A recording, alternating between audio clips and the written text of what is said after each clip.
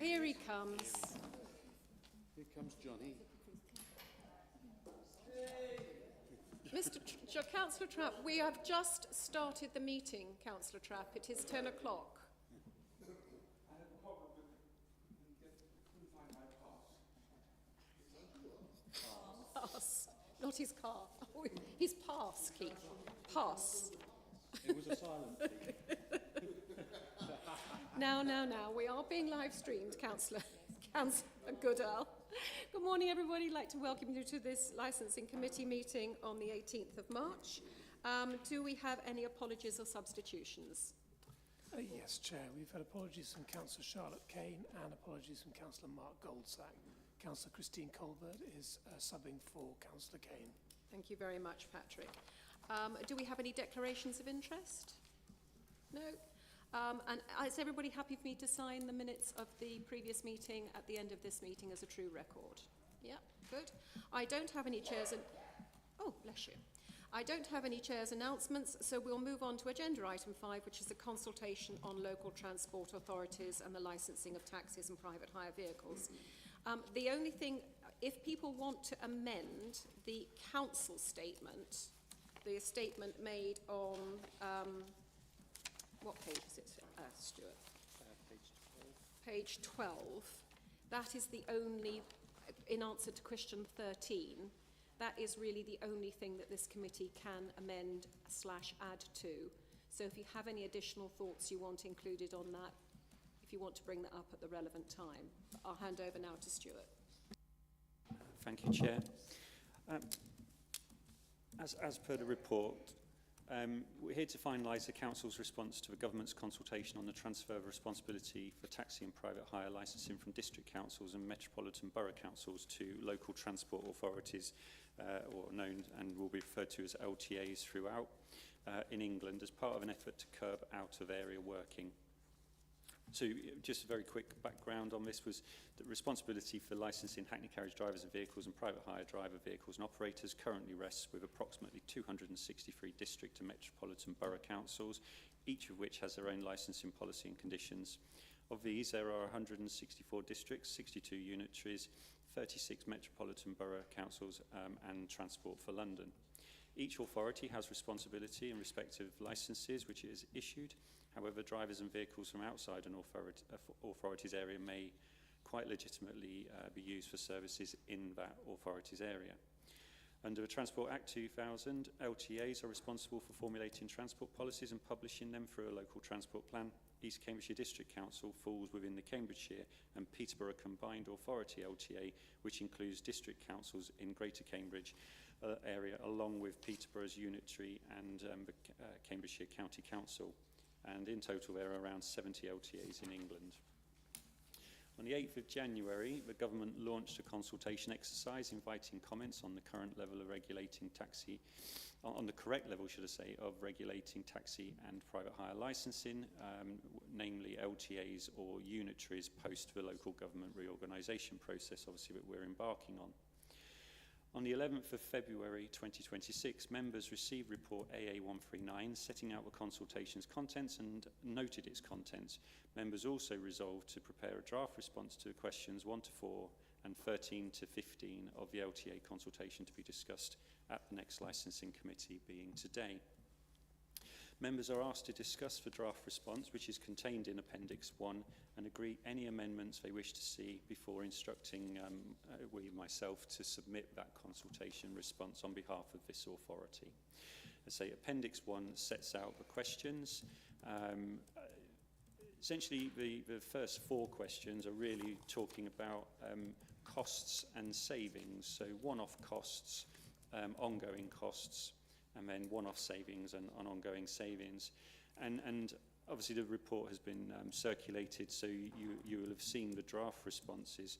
But as I explained really on the last meeting, it's very difficult to know what some of those one-off costs are going to be at a point when it's so early in the stages and we have so many other things happening with LGR, etc. Essentially, depending on which way LGR splits, will have an impact on all of that. certainly, though, it's quite clear, I think, that we would expect to see one-off costs, things like redundancy payments and recruitment costs. I think that could be a very likely impact on this. But obviously, that in itself would be affected by where the offices may be, for instance. So it could go through, and we get based for taxi licensing in Huntingdonshire, but you know, they could decide to keep taxi licensing in Ely or one of the other areas within Greater Cambridge. So there, you know, and those will have an impact. So it's incredibly difficult to get the answers, but obviously they are all there, and we can obviously discuss them here today, and then submit the consultation response, which must be done by the 1st of April. But that's the end of my report. Thank you, Stuart. Does anybody have any questions for Stuart? Councillor Horgan, and I think Councillor Goodall has a question. Yes, thank you, Chair. 2 questions, if I may. One, you spoke about potential redundancy costs. Surely TUPE would apply if the work is going to another supplier of that service. Would I be correct on that? And so therefore we could be somewhat protected, not totally against the cost of making somebody redundant, but the cost of transferring that person from operator A to operator B. Is that correct understanding? I'll come back to my second one in a moment. Yeah, indeed. TUPE rules would be applicable to the moving of staff from one authority to another if this change happens. Where I'm afraid my knowledge falls short on the TUPE side of things is obviously there would be union involvement at some point in the future, and it would and whether or not it would come down to how reasonable it is, and again that might be down to where the offices are going to be located for the LTA. So if it's deemed to be reasonable, then I would say yes, you know, we would have a degree of protection from redundancy payments. But obviously what you can't do if somebody is used to travelling 5 or 10 minutes to work and wants to remain doing so and doesn't feel that they want to travel an hour and a quarter, for instance, to the offices, then what we might find is people leaving the employment of the council, and then obviously that would mean that there would be recruitment costs and training costs putting those people back in. So there are a lot of ifs, buts and maybes in that statement, but yes, TUPE, in essence, TUPE rules would apply and would be followed with union involvement. My second question is, and I'll preface it by saying I did actually foul O-level crystal ball gazing at school. And I know that this paper somewhat asks or expects people to be able to be somewhat speculative. I just worry, and please do reassure me that I don't need to, when we start our answer with it's impossible to answer this question, does that give the reader the ability to discount anything else that's said thereafter? Because obviously there is a lot of good information that follows the it's impossible to answer. So I'm just wondering if, and I know we've been told that we can't change certain questions or answers, just worried that does it give them the right to ignore anything we say? I think there is that risk. What we could do, and we can, obviously as officers, we can amend, but perhaps it would satisfy councillors if we were to say it is impossible to answer this question with 100% certainty, something like that. With any degree of certainty. I would say with any degree of accuracy. Yeah. Certainty, accuracy, what do we like? John, you're there. Who's I would suggest with any degree of accuracy. We haven't got our wordsmith here today. Lorna Dupre is not here, so we haven't got our wordsmith. What do we like the sound of? 100 any degree, with any degree of certainty? Degree of certainty. Yes. Okay. Any degree means it could be 1%. So I would actually suggest something with not majority, but something great certainty or With any certainty. Can I suggest accuracy? accuracy? Oh, you had to I was change going the to word. raise the same point as Councillor Horgan, because otherwise I think it just says it's impossible to answer. You then sort of switch off and don't read Yes, the rest yeah, of with the any answer. degree of accuracy. With any, yep, with any. With any accuracy? Substantial, there's something about Mike, substantial accuracy. I've substantial accuracy, or I mean, I was going to raise exactly the same point. That once you say that,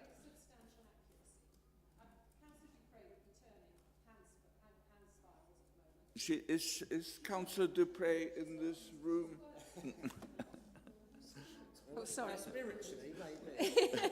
Well, maybe we can thinking grammatically, think John. about this during the rest of the conversation, Yes. without actually having to. Yes, grammatically, I don't think you can say substantial accuracy. It doesn't sound right.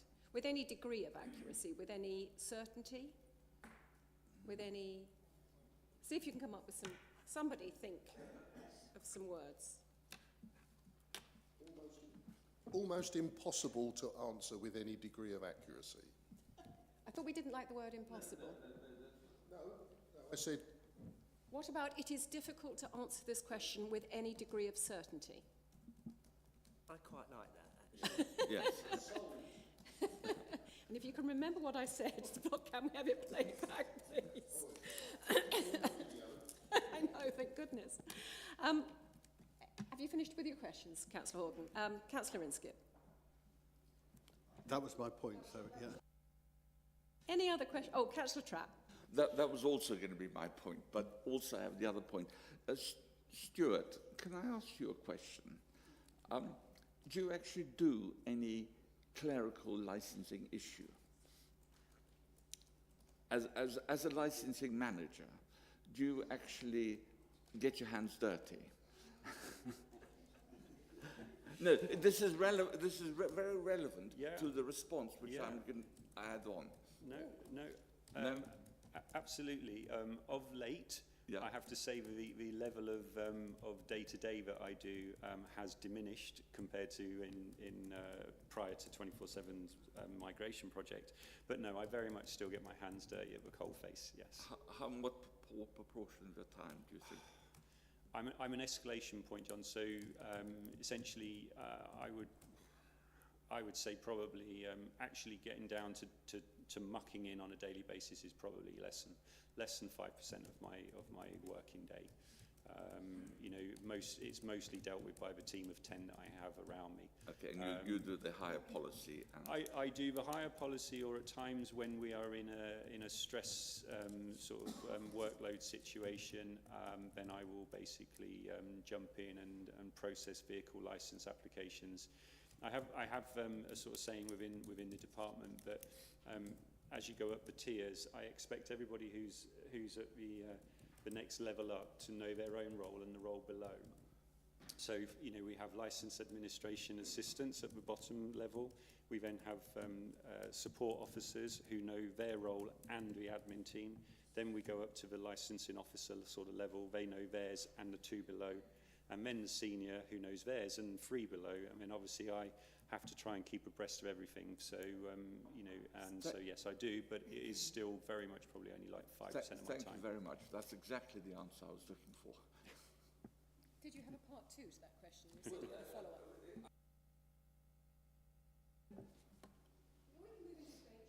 Unless you have any questions. I mean, I thought that I would just have questions to the office at the moment, and then we actually sort of take Right. this to pieces Yes. or not. Yes, okay. Does anybody have any further questions before we move into debate? Councillor Goodall, sorry. It's twice I've been ignored, He's Chair. been ignored. So sorry, you have to poke me. Pardon? Right. Just, I feel I know the answer anyway, Stuart, because it's an online request. But is there any opening letter to go with these questions to say how we feel as a committee about this process? Because it really is superfluous if we're going into unitary councils, which will bring this down to 70 LTAs on its own. And secondly, you keep saying Greater Cambridgeshire. Shouldn't that be not combined authority area rather than Greater Cambridge area? when you keep mentioning it, Just Cambridgeshire. or Cambridgeshire. In answer to the first part of that question, Councillor, it is an online consultation exercise, and in that regard, only the answers will be submitted, but it will be under a banner of whether you're a trade, whether you're a local authority, an LTA, or an individual. So there will be obviously an awareness of where the response is coming from, and obviously question 13's response is relatively clear that it's coming from an authority as well. Sorry, if you just repeat the second part to that, sorry. Second part is you keep going, mentioning Yeah. Cambridgeshire. Is that in the responses which will be submitted, Councillor, or is that in the actual report? It's in the report, I think. I think it was I feel that it was mainly in the report. I don't believe there's anything talking about the combined authority No, No. there's nothing. within that. So, yeah, apologies for putting the Shire on the end of Cambridge in the report. But no, I don't think it's in the response that will be going in the questions, Councillor. Thank you. Sorry. Any further questions for Stuart? Right, okay, into debate. Who would like to go first, Councillor Trapp? Going to be the first. Why not? Why not? You clearly had something you wanted to get off your chest. I'm glad we've got rid of the however it is impossible thing. The reason I asked Stuart the question about his hands-on approach is actually I think we can actually quantify things a bit better about ongoing costs. Because if there was a separate LTA, taxi driving went to LTAs, and there'd be licensing managers for the other two authorities, would actually have an extra licensing manager, just dealing with taxi and private hire vehicles. Whereas if that were retained in the two authorities, the judiciaries, we'd only have two licensing managers instead of three. So we can already say there's a saving there. Because the clerical stuff, the clerical work, is more or less independent of where it goes to the LTA or whether it goes to the judiciaries, roughly. But you still have to have the licensing manager on top. So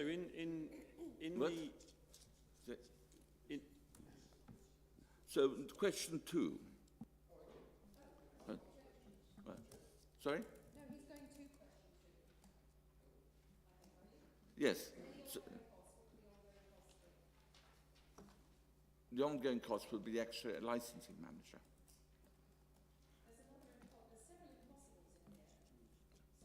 Yeah, all those impossibles got to go. I mean, there's a clean sweep of impossibles. Yes, are we amending all the impossibles to... Well, I think you just have it once yes, first. it is difficult. Say for this question and subsequent. Yeah. And then we actually speak with authority and understanding. That's the point.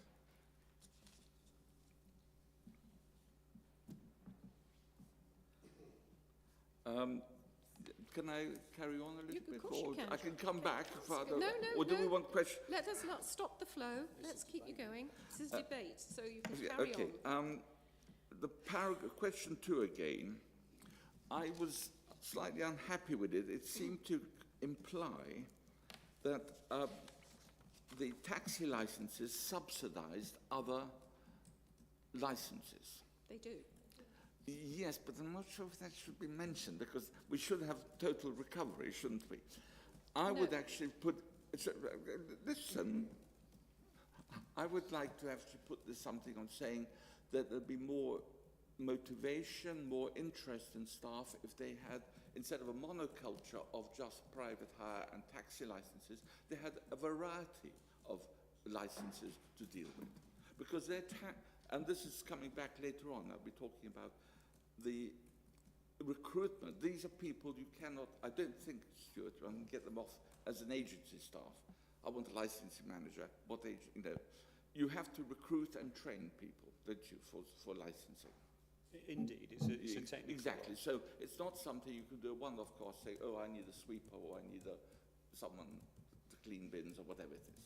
You've got to actually train. So if you only have a monoculture of just taxi and private hire vehicles, you may not be able to retain staff as well as ones that actually have more digression.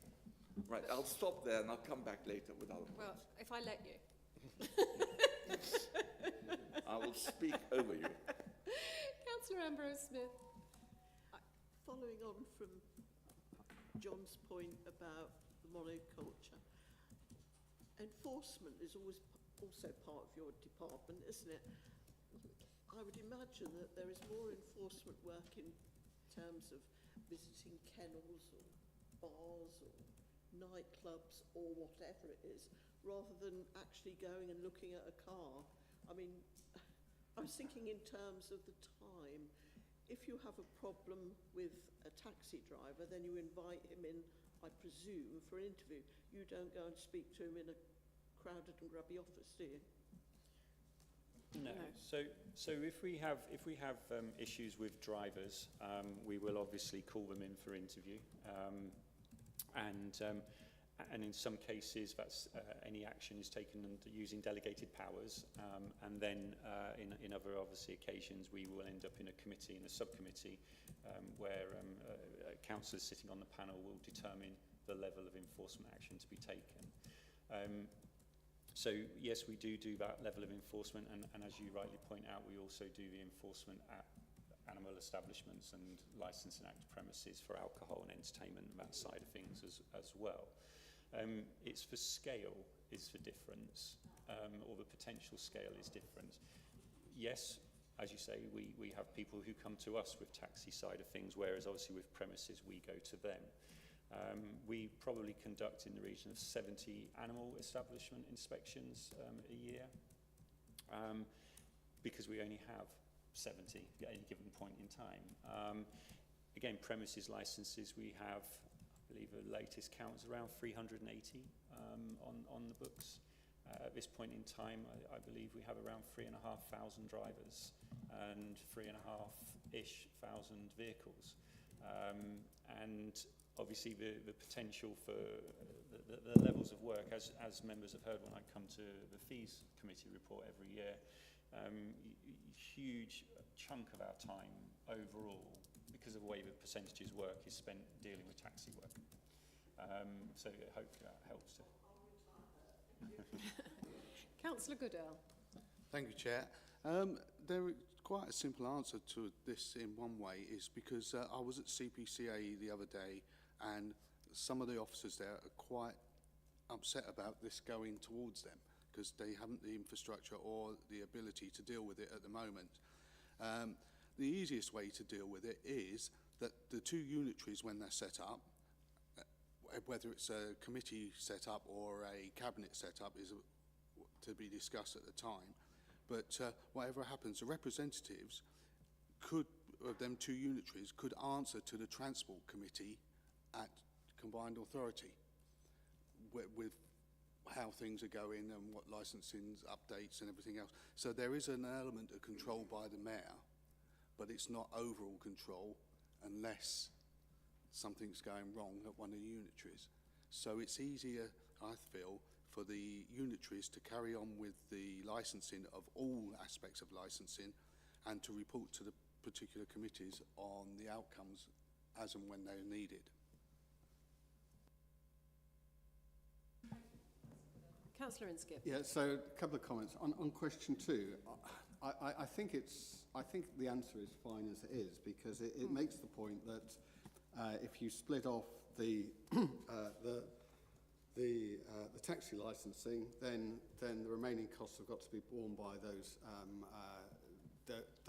people applying for other licenses, and either the licenses cost more, or we have to recover that through putting more money in, and therefore ultimately through the council tax. I think trying to get into the arguments about monocultures and vice versa, you could argue that the counter-argument could be you've got specialists in taxi licensing, and they're going to work more efficient than generalists and so on. And I think you get into really into into a level of detail that I don't think is useful for this. One thing I do think, just picking up on Councillor Goodall's comments, maybe what we should add to, we could add to question 13 is, so I think there's a lot of good stuff there, but fundamentally the combined authority is a sort of strategic authority, and if you look at the sort of functions they do today, they're all pretty much strategic. And it's the districts or the unitaries who do the more, I'm trying to think of a good description, but those more less strategic roles, and therefore it doesn't fit in with the general remit of a strategic authority, and fits much better with either a district or a unitary. Saying, I think, is that the combined authorities are strategic, whereas the unitary / district county authorities are functional, operational, hence operational services. You know, they do the day-to-day grunt work, if you like, and not strategic work. That's left to the combined authority. Taxi licensing and any licensing falls under operational and not under strategic. Absolutely, yeah. Yeah, are we all happy with that?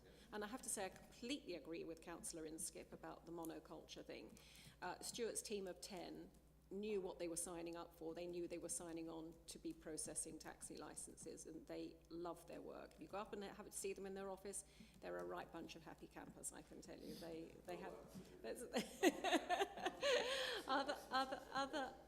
other members of the team do the animals, the pubs, the clubs, the restaurants and things. They do that in conjunction with environmental health. So, we are not we're never expected to recover 100%. So yes, taxi licensings do offset the costs of operating the other thingies, but because of the scale now we have of taxi licensing processing, the fees that we charge to our taxi drivers have now come down. Yes, I mean, what I was going to say was it looks, because later on one says something about it should be a zero cost. So, and then here we're saying actually taxi licenses are helping with, but you've got to actually limit that in the sense that it actually, it also pays for some of the administration, which is there for everyone, for all the licenses. Yeah. So I think one's got to finesse this a little bit. It looks very much like... How would you like to have you got any suggestions, Councillor Trapp? Somewhere. Saying finesse it, but then you need to come up with something... Councillor Inskip came up with something nice and chunky. Can you come up with some words? I'll come up with some words. By the end of the committee, yeah, absolutely. I've got a lot of words. I don't think has anybody else got anything they would like to contribute? So no, I want to put you under pressure. Yes, I think also is question. I've got quite a few contributions, if you like, but I'll spread them out among others. You are the only one left standing, John. Okay. I don't think it's mentioned here that we are going from 6 licensing areas to 2 licensing areas anyway. I think it does. It says that over the country there will be 70. No, but it doesn't specifically say that at all. It does. It doesn't. Look, read. The licensing authority will be forming a unitary authority over the next 2 years. Yeah, but only, where's this? So, and it says in question 13, whilst LGR or migrating taxes yes, there will still be 70 regional boundaries. Yes, but what we already say, but we're not actually saying specifically about this particular county going from 6 to 2. Okay. 3? CPCA is not a unitary? No, it's not a unitary. Well, there's only 2. It's going from 6 to 2. Depends which option, so it could be 2 or 3. We don't know what's going to be chosen yet, do we? So it could be 3. It could be 3, but already but I think it has to be spelled out. I said let's say 2 or 3 somewhere.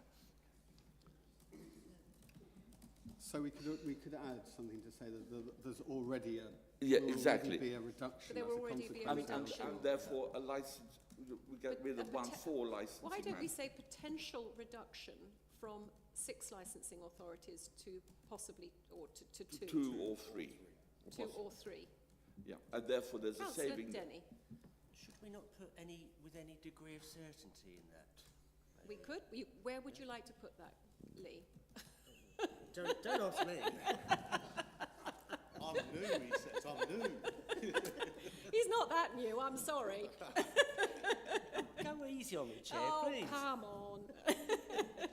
Where would you like, Well, we were talking about the region of 70, 70 boundaries, and Yeah. Councillor Trappier has said about the 2, 3, or whatever. We had a little discussion about that. Could we not fit that in there somewhere then? Yes. okay. Poor Stuart, honestly. Sorry, Stuart. No problem at all. You were I did warn everybody. There would still be in the region of 70 boundaries. No, it doesn't fit in there, does No. it? Whilst there will be, Come on then.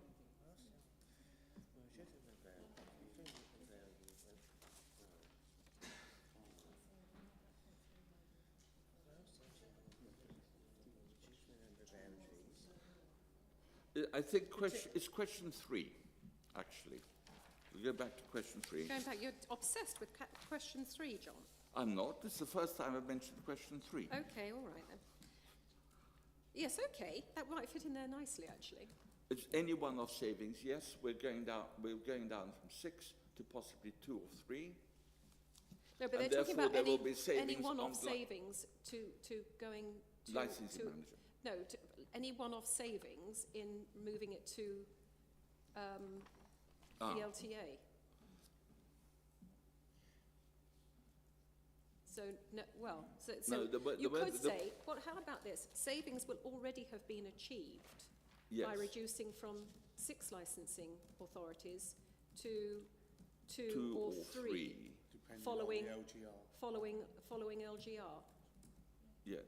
And actually what the point I made first is that if you have now a licensing authority in the LTA, then you have to have a licensing manager, and that will actually add costs. Not necessarily, because you're reducing still from 6 to 3. Yes, But but either way, but when you go down to 2 and then go up to 3, cost savings will already have been achieved by Yeah. following LGR, reducing the number of 6 licensing districts to 2, or at maximum 3. yes. Happy with that, Ish? Sorry, Stuart, I don't know if you can make any sense out of that. That's the end of question 3. Or, Christine, have you got some words? Just really a question for Oh, hang on. Stuart. Let's finish this right. bit. Hold the thought. Can anybody remember what I said? Yes. Oh, well done, Patrick. Thank you. Yes. Sorry. Yes. If I may, Yes. just picking up on this, if we go from 6 to 3, 6 to 2, and the LTA forming a potential third manager requirement, there is also the added, I feel, complexity almost in this, but because of a scale of, say, if we did end up with 2 and taxes remain, the level of work going into those 2 may result in still having 2 licensing managers, but they may well, again, the corporate teams will decide, but another level put in above that of a head of licensing, or somebody who sits between the managers and the corporate director level, purely because of the scale of the work. Because obviously, you know, I'm fully employed and then some, looking after the work of this authority. If I was in a position in 2 or 3 years' time that I'm managing 4 authorities, or 3, however it may split, I simply would not be able to do that with the level of hours there are in a working week. Yes. So this is where I was saying about the difficulty in knowing now that, you know, that we don't know exactly how we're going to split. And if taxes does go across to the LTA, then arguably, there is every chance that myself and another manager could manage those two unitaries because the level of work left behind when 15,000 taxis have gone, you know, which is then managed by somebody within the LTA, is probably fine. But to say that there might be a cost saving because of not having to have 3 managers and only having to have 2, I think actually what you might find is you may well have to more of a cost because you'll have 2, you'll retain 2 managers and you may have to pay more for a head of licensing who oversees all of it. I mean, having listened to what you've just said, if the combined authority get saddled with this, and they've got to employ staff to look after 15,000 taxis, that's a huge financial burden on the combined authority. They've got to find space, they've got to find staff, and they've got to cover the costs of that. And they're not going to be able to recover that through the taxi licenses, because 15,000 taxis is an awful lot. And how many drivers who do things that are wrong, and an awful, frighteningly, Stuart and I know that since 24/7 we're getting an awful lot of people coming through the system now. Okay, they're just being dealt with, they're not in front of a committee, but how many of those would go unnoticed? How many of those would go unchecked? That's my real major concern. Finance, I think I don't think that's relevant. My main concern is the safety of passengers and the safety of drivers and their well-being. They're all our residents. Doesn't matter what unitary they end up in, they're still going to be our residents, and they deserve and need our protection. And this system, I fear, people will fall through the cracks. We've seen it with large systems when something becomes enormous and then people start to fall through the cracks because they're not being heard, they don't know who to go to. And the people who are making these decisions, who are saying, oh, yeah, well, that wasn't so bad, they're not, you know, that's putting an awful lot of pressure on people that don't really understand or know the system in the same way that we do to make judgments about somebody's behaviour. You know, there's an awful lot that could go horribly, horribly wrong with this, regardless of cost. I think cost is, and the government appear, this consultation is only focused on cost. It's not looking at all at the possible harm that could come from mass licensing. And that's what really frightens me. Oh, and Councillor Ambrose Smith. I do beg your pardon, Christine. I will be very brief. I think Stuart covered much of what I was going to raise. As the head of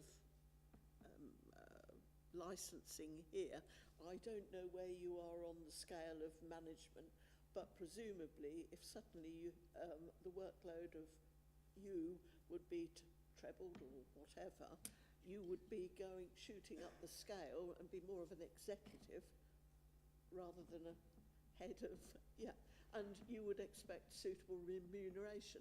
That would be an additional cost, would it not? I don't know how I'm meant to answer this with my boss in the room. I think as I just set out, really, Councillor, you are correct in one regard. You know, whether it's me or somebody else, I think that we have a very flat structure at this authority, and that isn't the case at all authorities. I know other authorities where we have principal licensing, they have heads of licensing before you get to director level. Whereas obviously here we have a very, very, very flat structure. But in these larger organisations, it is usually the case that more tiers of management become part of the norm. And yes, I think there's an expectation or an understanding that somebody who's used to doing this and is now being asked to do this and this and this would want more money to do so, yes.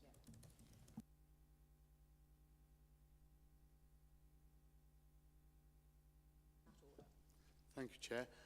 There are other things that are being missed on this as well. It's simple things like knowledge of routes. Now, with this, would they need to know the whole authority or just the area they're going to be taxiing in? Also, collecting their licences, collecting the vehicle licences, IDs, and et cetera, if that's all got to go to one place, then that's a lot of travel and unnecessary mileage for people. And also, will there be sub-offices where they could go rather than doing that?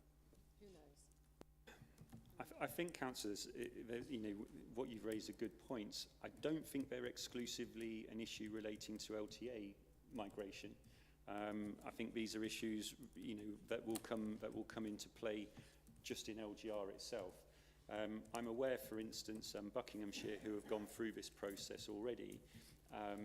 The offices are largely based around Aylesbury, which is in the north of Bucks, and those drivers and vehicle licence holders who were down in what was originally South Bucks, which is sort of right down near the M25, and Gerrard's Cross, that sort of area, have at times, because of HS2 building works, having a 2-hour journey to pick up their plates and badges, which, you know, is not ideal.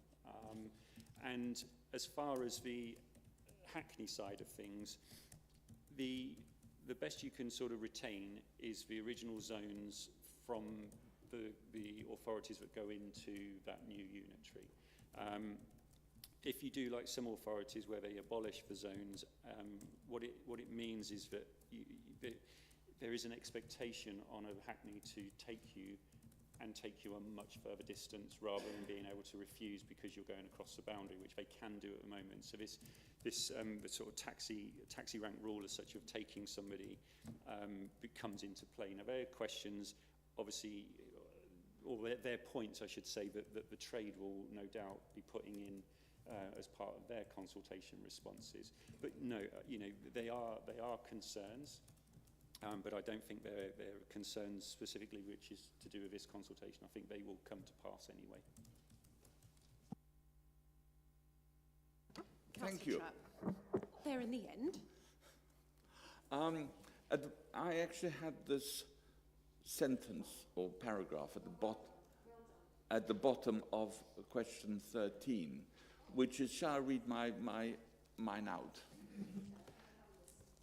Taxi licenses are local, and there's no migration of licenses. Am I correct in that? For taxis? No. If you could clarify your point, Councillor. Well, and then I went on. The more local the LA, the licensing authority, the more regard will be given to safety and local knowledge.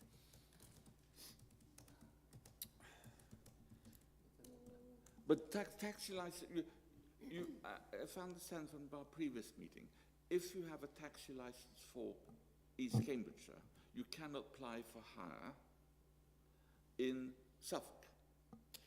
Apply for hire, yes, that's the immediate hire. Yes, you can't do that out of zone. Okay, so it has to be apply for hire locally within the licensing authority. For Hackney carriages, yes. For Hackney, that's what I meant. That's why I said taxi. Hackney carriages, you have to. So there's no migration. It's only private hire vehicles that migrate to say, oh, look, that authority does it within -5 days. And no.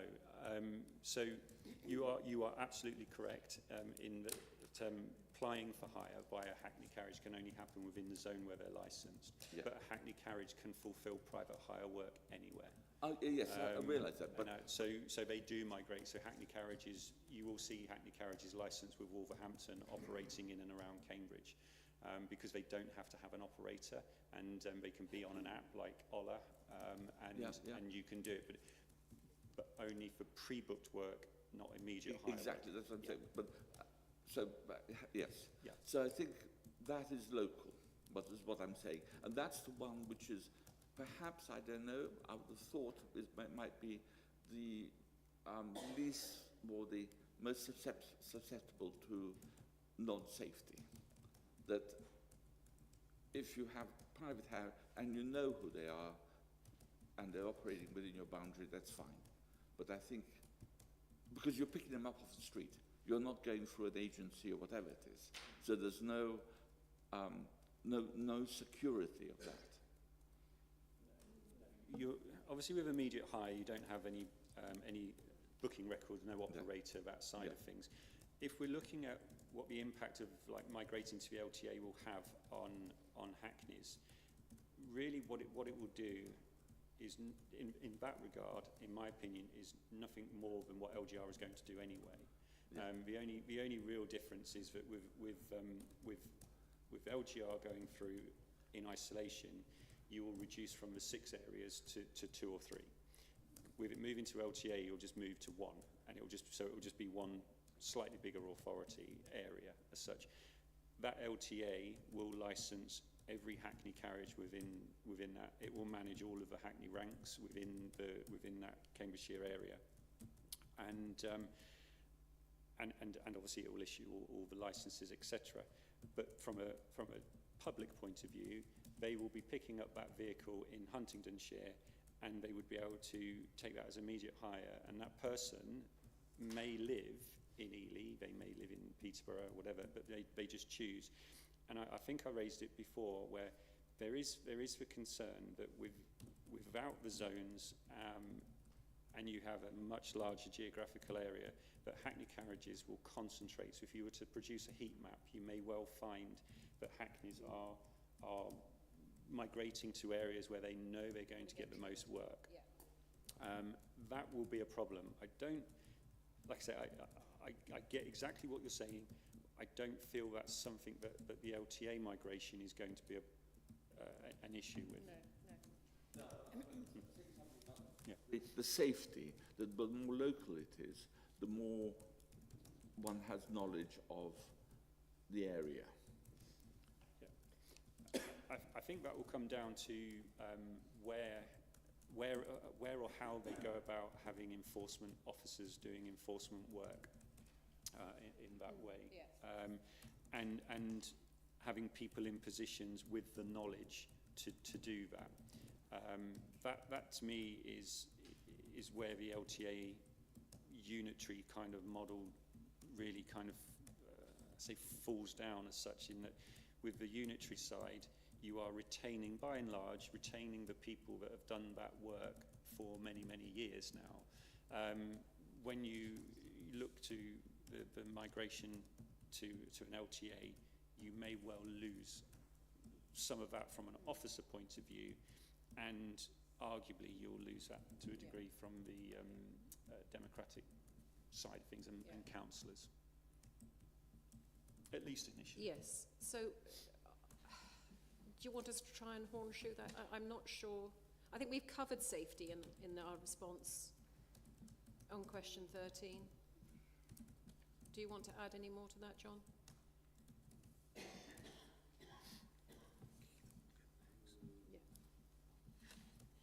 Have a think. Councillor Horgan.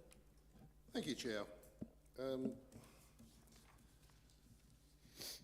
One fear I have is that whatever we say, this is a bit of a boil the ocean type situation. That the fear is that the people asking the questions have already got the answers they want, and they will go forward with their own answers. But notwithstanding that, in the attempt of trying to be positive and contribute, as you quite rightly said, Chair, the questions are framed very much in terms of costs, in terms of pound sterling. And I think you quite rightly raised the point that there are other costs which are not in themselves financial, but they could affect safety standards.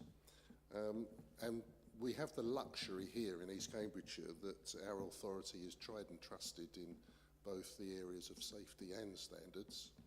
And that's been seen with the large influx of new people who want to come to us for taxi licensing. And again, there was one thing I wasn't completely clear about, whether the ambition of this exercise by the government in terms of boundaries was to try and capture within boundaries. A licensing authority will only license those people that operate within its boundaries.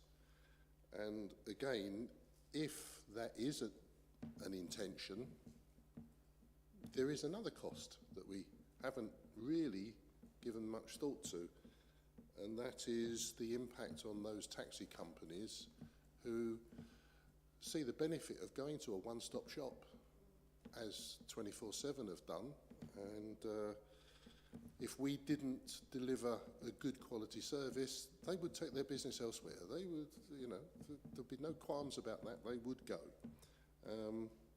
The fact that they are here and appear to stay here does tend to suggest that we are doing the job that they require.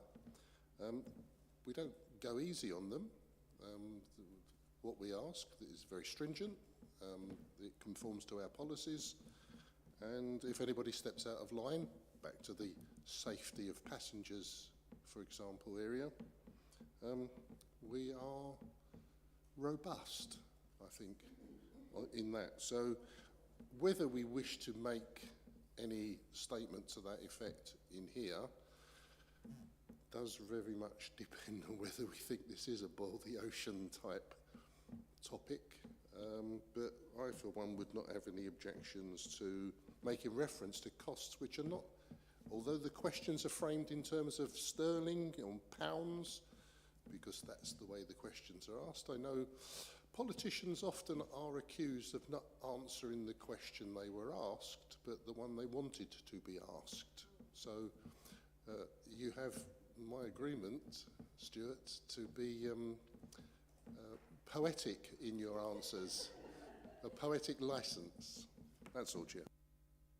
Councillor Horgan, I do like the word robust, that we operate a robust and thorough licensing service. Councillor Trapp, I hardly dare. Go on.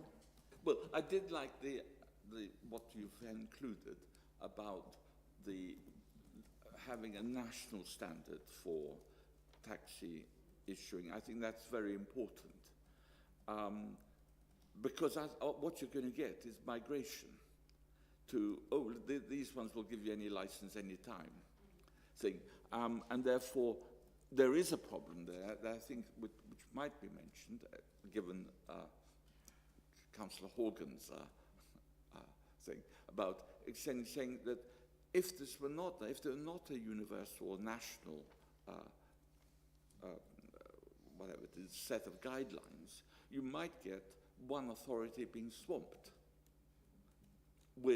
because they are the cheapest or the most accessible or have least stringent safety precautions. And I think that is something we ought to be accentuating, actually emphasizing. That's what happens in Wolverhampton, is that they are cheap. And so people go there, and that I think they're trying to stop that. This is partly about that, I think. Is that right? Well, yeah, but this is the reason I think why this is so sort of difficult to kind of try and extract exactly what the government is trying to achieve with this, because, as you say, all of the questions are largely about costs and savings, and yet they talk within the main document about this will fix cross-bordering. And the cross-border issue that is apparent in certainly in a number of areas. But as Councillor Horgan pointed out, what people do with licensing or any type of shopping is people go where the product is cheapest, where the standards are easiest to obtain, and where the turnaround time to obtain it is quickest. So if you know, we're all consumers. If we can find something and it's everything we want at the right price and it's the right thing we want, and one can get it in a month and the other's going to get it to you next week, you're going to go with the one who gets it to you next week. And the taxi trade are doing exactly that, and they have done that since COVID hit. And as I've reported on numerous occasions, our authority turns around valid taxi licenses within a week. To a high standard, yeah. So we have all the standards, we've got all the best practice guidance, etc. in place, all of the DVLA checks, NR3S checks, DBS checks, medical checks, etc. Knowledge tests, etc. All of those driving tests. So we're doing everything to a very high standard, but we're doing it with obviously streamlined processes. And then now, because we've also boosted with the economies of scale that obviously the migration project has brought in, we're now able to do it cheaper. So what you'll have at the moment is as I say, 263 boundaries and 263 authorities doing things ever so slightly differently. And in some areas, you can wait 3 to 4 months to get a valid license. If you have an accident in your vehicle, you could be off the road for 2-3 weeks whilst you get a replacement vehicle license. Here, it's 24 hours.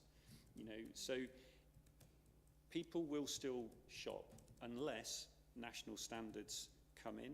National standards are going to be consulted on as part of the devolution legislation, which is going through sort of separately.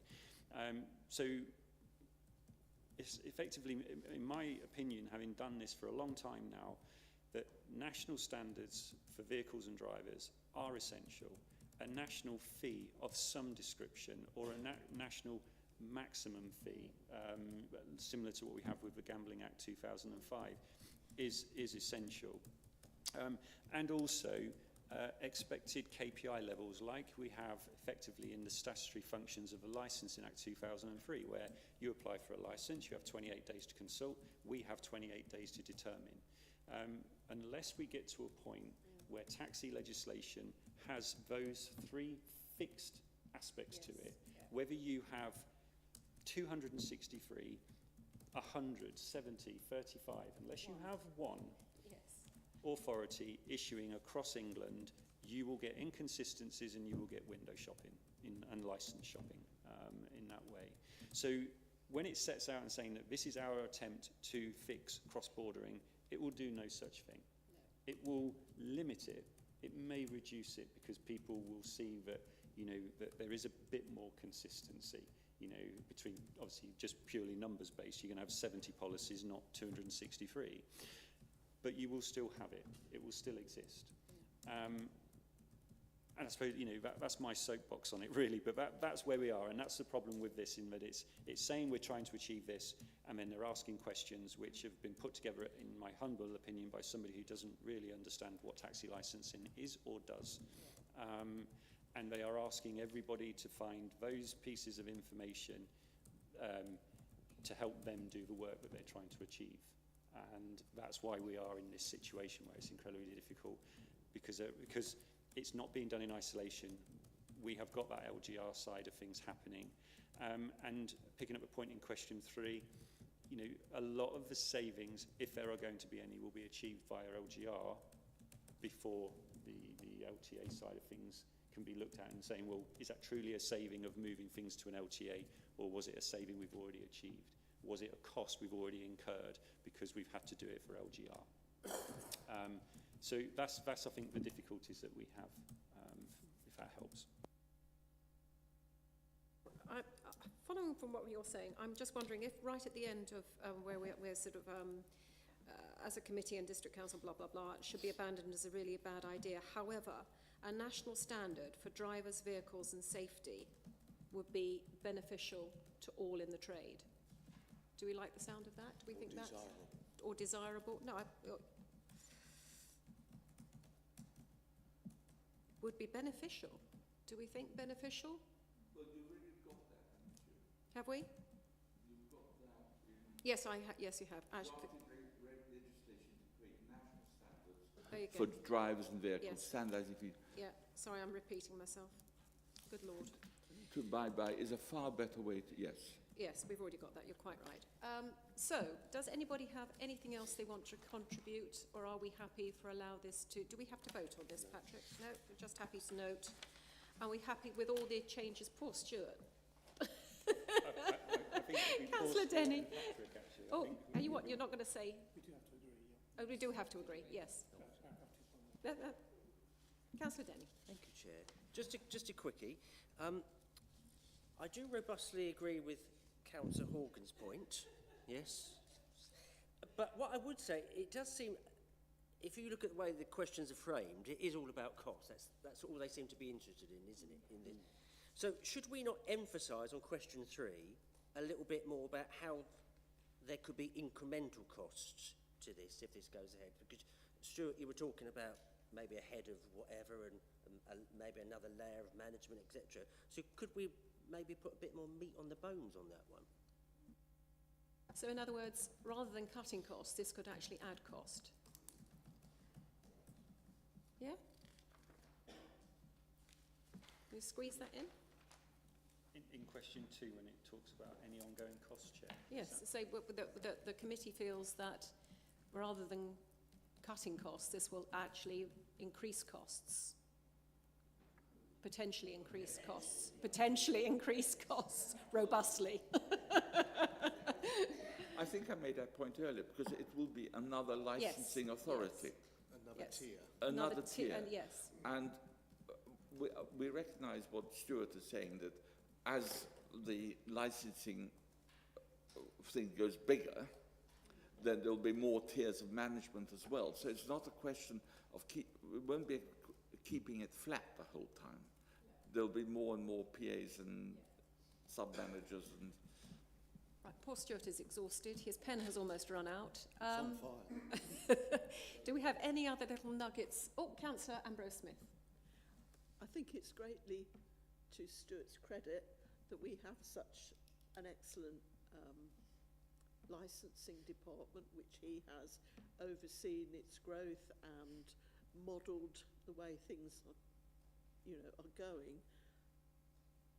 And if we could get countrywide a similar standard, but is that really achievable? I don't know. Just have to clone Stuart and send him all around the country. Easy peasy. Sorted. Dolly, the licensing manager.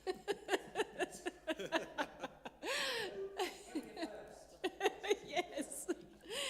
You heard it here first. Does anybody have anything else they want to contribute towards the debate before we move to the vote? In which case, then, are we all agreed with the...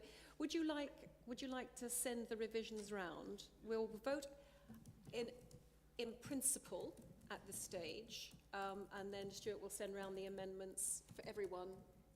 Councillor Horgan. Perhaps we could delegate it to the licensing manager, as we often do, to... we can accept in principle and delegate to the licensing manager to actually formulate the perfect words. Perfect words. Are we happy to delegate to Stuart the perfect words that we have rambled and spat out here today? Is that okay? Proposer? Do I have a proposer? I'm happy to propose from the chair. All hands going up everywhere. And I'll second. And Councillor Goodall is going to second. All those in favour? It's unanimous. Thank you, everybody. Now we move on to the licensing officer's update. Do you have anything interesting, Stuart? No, not really, Chair. To be honest, obviously it wasn't that long since we were last sort of sat here where I gave the end-of-year report. Really, the only thing of any note is to state is that the tobacco and vapes bill that I've mentioned previously has gone through the third reading in the House of Lords and is now back at the Commons for the consideration of the House of Lords amendments. That's on the 23rd of March, and that's the final stage, and then it will get royal assent following that. So again, the thoughts are with a timeline that the regulations may follow towards the tail end of this year, and it does look as if some sort of licensing regime will come into effect before LGR takes effect, so it will be in 2027, but I will update members as that progresses. Thank you, Stuart. Patrick, we don't seem to have the forward agenda on the back. When is the next meeting? Off the top of my head. And do we need any, is this something that we would need to do, Stuart? Can you remember off again? Again, Chair, off the top of my head, I don't believe there's any substantive check your emails. need. It may be something that doesn't go ahead if we're not, sorry? What happened to April? Nothing in April? Nothing in April. We've already cancelled April. In which case, then, we'll see you all on the 13th of May. And at 11:05, I'll bring the meeting to a close. Thank you very much, everybody.